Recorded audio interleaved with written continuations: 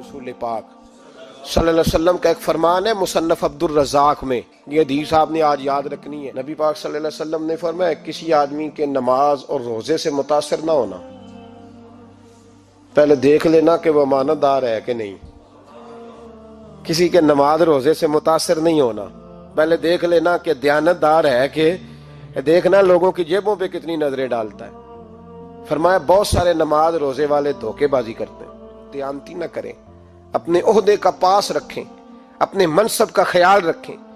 ओहदे जिस जगह आप मौजूद हैं आपकी जिम्मेदारी है। मेरे रसूल पाक सल्लल्लाहु अलैहि वसल्लम ने फरमाया हर बंदा तुम में से निगरान है और जो उसकी रियाया है उसके बारे में उसने जवाब देना है।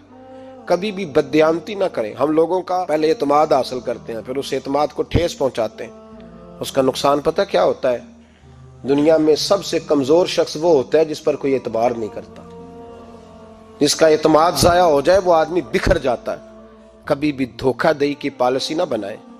हम लोगों से मुफादात लेने के लिए अपने रवैये मीठे करते हैं और जब काम निकल जाता है फिर हमारे रवैये बदल जाते हैं। ये धोखा है, ये बददयानती है। इसको अल्लाह रसूल ने पसंद नहीं किया। मेरे नबी पाक अलैहिस्सलाम ने फरमाया जिसमें तीन बातें पाई जाए वो तो मुनाफिक है। अगरचे उलमा कहते हैं यहाँ मुनाफिक इत्कादी मुराद नहीं, मुनाफिक अमली मुराद है, लेकिन हुजूर ने फरमाया मुनाफिक है। या रसूलुल्लाह कौन? फरमाया वो बंदा जब बात करे तो झूठ बोले, जब वादा करे तो मुखालफत करे, जब अमानत रखी जाए तो बददयानती करे। ये तो बंदा मुनाफिक है। हजरत अबू नूर अलैहिर्रहमान ने लिखा है, फरमाते हैं महमूद गजनवी का दौर था तो एक आदमी महमूद गजनवी के पास ना अपना केस लेके आया, मुद्दई बन के आया। उसने कहा बादशाह मेरा केस बड़ा निराला है। बादशाह सलामत ने कहा वो किस तरह? कहने लगा ये मेरे पास एक थैली है, मैं ना सफर पे जाने लगा तो ये थैली पूरी हीरों की भरी हुई। फलां इलाके के जो काजी साहब है ना, मैं जाती दफा मैं कहीं सफर पे जा रहा था तो मैं उनके पास छोड़ गया कि रास्ता लंबा है, कहीं कोई मुझसे छीन ना ले, हीरों की भरी हुई थी। कुछ दिनों के बाद मैं वापस आया हूं, काजी साहब ने मुझे थैली वापस की है तो इसमें हीरों की बजाय खोटे सिक्के निकले। अब मैंने काजी साहब से कहा है तो काजी साहब तो मेरे गिरेबान तक आते हैं, वो कहते हैं बता कहीं से फटी है, खुली है? वो जिस तरह टांके लगा के तूने सी थी उसी तरह लगे हुए हैं कि नहीं? तो हुजूर लगे भी बिल्कुल उसी तरह है, ना फटी है ना खुली है। अब मैं लुट गया हूं, मेरी कुल उम्र की कमाई जाया हो गई, खोटे सिक्के कहां और हीरे कहां? तो मेहरबानी करें और आप की बारगाह में अल्लाह रसूल के नाम पर हलफ देता हूं कि मैं हूं बिल्कुल सच्चा। महमूद गजनवी कहने लगे तू जा, थैली छोड़ जा और जब मैं तुझे बुलाऊंगा फिर दोबारा आना।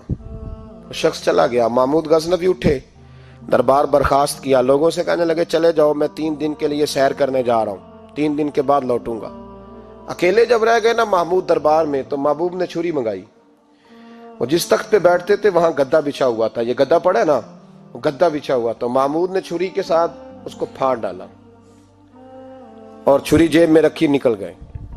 कहने लगे मेरे बाद कोई मेरे दरबार वाले इहाते में दाखिल ना हो। महमूद चले गए। अब वो सफाई करने वाला जब आया ना, उसने आके देखा तो गद्दा तो फटा हुआ है। उसने शोर डाल दिया, पहरेदार भी आ गए, फलां साहब भी आ गए, फलां साहब। उसने कहा ओ खुदा के बंदो उसका गद्दा फट गया है, वो तो मार डालेगा। उसने कहा था सिवाय सफाई और निगरानी वाले के दूसरा आए कोई ना, और यहाँ आया भी कोई नहीं। पहले दिन ही फटा हुआ है तो लटका देगा सबको, क्या करें? शोर हो गया, सारे दरबार के मुलाजिमीन इकट्ठे हो गए। एक बंदा बोला, कहने लगा फिक्र ना करो, मैं कैसे बंदे को जानता हूं, इस तरह सिएगा कि जिसने फाड़ा होगा उसे भी पता नहीं चलेगा कहां से फटा था। ऐसा बेहतरीन रफू करेगा कि पता भी। उसने कहा यार हम सारे एक महीने की तनख्वाह देते हैं, तू बंदा बुला। वो बुला लिया उसको, उसका नाम मोहम्मद रफूगर था। वो आया, उसको गद्दा दिखाया, उसका यार इस तरह सीना पता ना चले। उसने कहा फिक्र ही ना करो, मैं बड़ा कारीगर हूं। बड़े बड़े कारीगर लोग नहीं हमारे मुल्क में पाए जाते, कोई निशान छोड़ते हैं पीछे? बड़े कारीगर का पैसे होने चाहिए, बड़े बड़े कारीगर बंदे। आप यकीन करें ऐसा ऐसा फलसफा, ये उम्रा इबादत है ना, सरकार दो आलम सल्लल्लाहु अलैहि वसल्लम की बारगाह की हाजिरी बड़ी नेमत है ना। तो सऊदी गवर्नमेंट ने पाबंदी लगा दी, खैर उनकी भी ज्यादती है। इस तरह की पाबंदियां शरीयत इस्लामिया में जायज नहीं। अल्लाह के घर मुसलमान जब चाहे जा सकता है, लेकिन वो कहते हैं जी 2000 रियाल दे जिसने 2 साल बाद भी आना है। उन्होंने पाबंदी लगाई तो हमारे एजेंटों ने भी कई खास ट्रेनिंग हासिल की हुई है, पता नहीं कहां से सीख के आए, उन्होंने भी रास्ता निकाल लिया। एक साहब से मैंने कहा कि जनाब वो 2000 रियाल लग गया तो क्या करना है? कहने कोई मसला नहीं, पासपोर्ट नवा बनवा लो, गुंजाइश है। यानी हर शय का हल है। तो मैंने कहा यार अब उमरा करने जाते वक्त भी बंदा धोखा दे के जाए, अल्लाह के घर जाते वक्त भी इस तरह की हरकत करे, क्या हाल हो गया। हर चीज का लोगों ने हल निकाल लिया, हर चीज का लोगों ने स्टाइल बना ली। ऐसा न करें, ये दुरुस्त नहीं। अहमद रफूगर कहने लगा इस तरह सीऊंगा कि फाड़ने वाले को भी पता नहीं। उनका पैसे ले यार तू सी दे। उसने सी दी, अगले शाम ही ला के बिछा दिया गद्दा। तीसरे दिन बादशाह सलामत आए, आके पहली नजर गद्दे पे डाली। उसने बुलाया सब मुलाजिमीन को, कहा किसने सिया है? कहा जनाब क्या हुआ? कहा ये फटा हुआ था। किसने? कहा नहीं फटा ही नहीं। वो कहने लगे बनो बात, मैं खुद फाड़ के गया था। तो बताओ सही सिया किसने है? कहा जनाब आप फाड़ के गए थे तो बताया क्यों नहीं? फरमाने लगे इसीलिए तो बताया नहीं था कि तुम खुद तहकीक कर लो, बुलाओ बताओ सिया किसने। तो बुला लिया, अहमद रफूगर आ गया। उसको जब बुला के सामने बादशाह खड़ा किया, कहा भाई तूने सिया है? कहने लगा हुजूर आपके सारे मुलाजम इकट्ठे होके आए थे, मेरी गलती कोई नहीं। कहा नहीं यार तू बड़ा कारीगर है, मैंने अपने हाथ से फाड़ा था पर मुझे भी नहीं पता चल रहा कहां से फटा था। अच्छा ये बता ये थैली जो है ये भी तूने सी थी? उसने कहा जी आपके खादम का ही कारनामा है, वो फलाने इलाके के काजी साहब आए थे, इसमें से हीरे निकाल के तो खोटे सिक्के भरे थे, तो मुझे भी थोड़ा सा हिस्सा मिला था। महमूद ने सारे गवाह भी इकट्ठे कर लिए, सबूत भी इकट्ठे कर लिए। फिर काजी को बुलाया, पहले सारे सबूत और गवाह केस हल कर लिया। फिर हमारे यहाँ ये हाल होता है कि मुदई 2-3 हफ्ते के बाद खुद ही हाथ बांध जाता है, कहना तुसी मेरी जान छड़ो, मुजरम फड़ो भावे ना पड़ो। वो कहता है मुझे माफी दो, मैं रहा। जुल्म है ना, जुल्म ज्यादती है कि जो बेचारा इतने सवाल मुजरम से नहीं होते जितने मुदई से होते हैं। अब यकीन करें इतने सवालात होते, बेचारा हफ जाता है। ये तरीका दुरुस्त तो नहीं। एक लुट गया और दूसरा तरह तरह के सवालों के जवाब देता फिरे बेचारा। सारे सबूत इकट्ठे करके काजी साहब को बुलाया, तन्हाई में ले जाके महमूद गजनवी ने कहा काजी साहब आपसे गलती हो गई, गरीब आदमी था, वो लुट गया है, उसने तो बड़ी मुश्किल से कुछ हीरे जमा किए थे और उसकी कुल कायनात थी, तो आप उसका माल उसे दे दे, बात खत्म। काजी साहब कहने लगे आप मुझ पे इल्जाम लगा रहे, सवाल ही नहीं पैदा होता।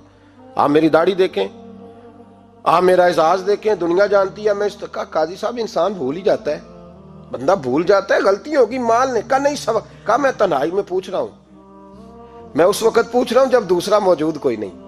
आज तौबा कर ले, मैं कुछ नहीं कहूंगा, तू मेरी जुबान पे एतबार कर, तुझे पता है मैं जो कहता हूं उस पे अमल भी करता हूं, बाज आ जा। पर काजी ने कहा नहीं मेरी गलती कोई नहीं। महमूद ने फिर बड़े दरबार में बुला लिया, मजमा आम में। मोहलत के दिनों में जो तौबा कर ले वो बच जाते हैं, लेकिन लोग रुसवानियों के दिनों में फिर वापस लौटते हैं अगला घर देख के, फिर हालात और तरह के हो चुके होते हैं। जब भरे दरबार में काजी को बुलाया, भाई तू मानता है कि नहीं? उसने कहा नहीं।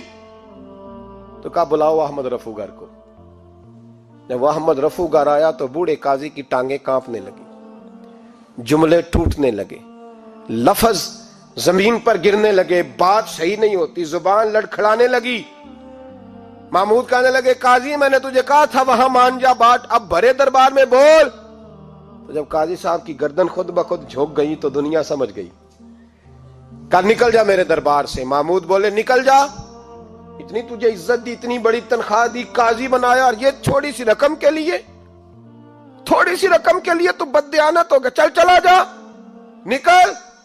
काजी दरबार से निकला तो लोग लानतें बरसाने लगे। कल जो दुकानें छोड़ के सलूट करने आते थे वो कहने लगे इसकी उम्र देखो, इसके काम देखो, देखो इसने क्या किया।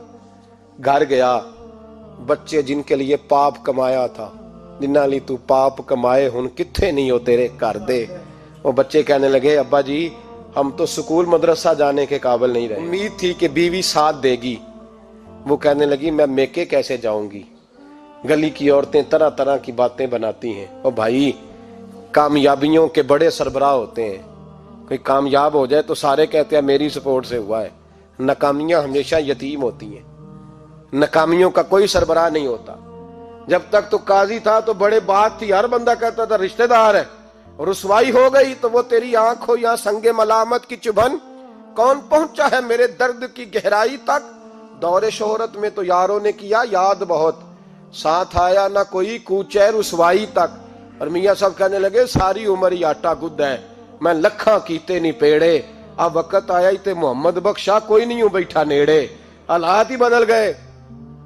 काजी खामोशी से अंदर चला गया, अपनी रुसवाई समेट के बिस्तर पे लेटा। ना रोटी की भूख लगी, ना पानी की प्यास लगी, ना नींद आई, सारी रात तड़पता रहा।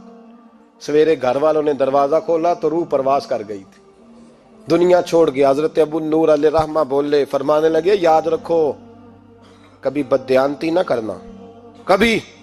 ये तो महमूद गजनवी की अदालत थी, कयामत में रब करीम की अदालत लगेगी।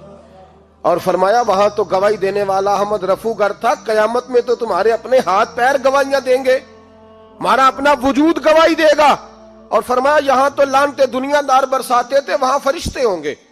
और काजी को तो मौत आ गई थी, कयामत में तो दोबारा मौत भी कोई नहीं आएगी, वहां तो रहना है और सहना है। इतनी बददयांती मुआशरे में, इतनी बददयांती हर जगह। उस मुआशरे का भी कुछ बनेगा जहां दवाई भी खालस ना मिले, या दवाई में भी बददयांती हो। लोग अपने बच्चे को ऑक्सफोर्ड यूनिवर्सिटी में पढ़ाने के लिए गरीबों के बच्चों के रगों में जो दवाई उतारे वो भी 2 नंबर। इतना बड़ा भी को बददयानत मुआशरा होता है कि लोग यहां तक धंधा करें, यहां तक कि लोग लोगों की जिंदगियों से खेल जाएं और हमें एहसास तक ना हो कि कोई मर जाएगा, कोई डूब जाएगा, क्या बनेगा। और जिसने वो अपनी रजिस्टर की दवाई की, उसने 2-4 लाख रुपया लिया और उसने ये नहीं सोचा कितने इंसान मेरी वजह से मरेंगे। कत्ल सिर्फ ये तो नहीं होता गोली मार के मार देना, लोगों की जिंदगियों से लोग खेल जाते हैं, लोग तबाही कर जाते हैं, लेकिन बददयांती से बाज नहीं आते। मेरे रसूल पाक अलैहिस्सलाम के गुलामों, नबी पाक सल्लल्लाहु अलैहि वसल्लम ने जरा सी बददयांती, और सहाबा का ये मिजाज था, इतनी सी भी कभी उनसे गलती होती तो तड़प